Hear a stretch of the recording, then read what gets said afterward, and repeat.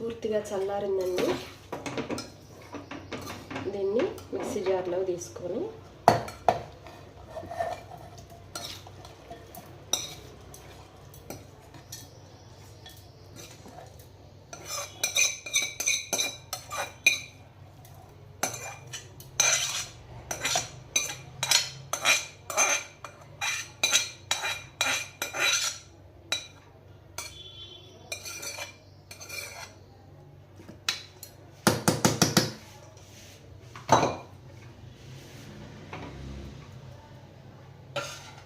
Mixie వేసుకున్నాం.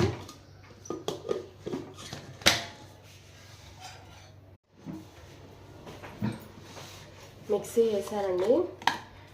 Taste చూస్తే కొద్దిగా ఉప్పు తక్కువగా ఉంది. ఉప్పు వేసుకున్నాను. గడ్డ పెరుగు ఉంటే ఇంట్లో కొద్దిగా వేసి ఒకసారి తిప్పారంటే, మిక్సీ తిప్పారంటే బాగా టేస్ట్ చాలా బాగుంటుందండి. నాకైతే పుదీనా పచ్చడిలో కొద్దిగా పెరిగేస్తే చాలా ఇష్టం.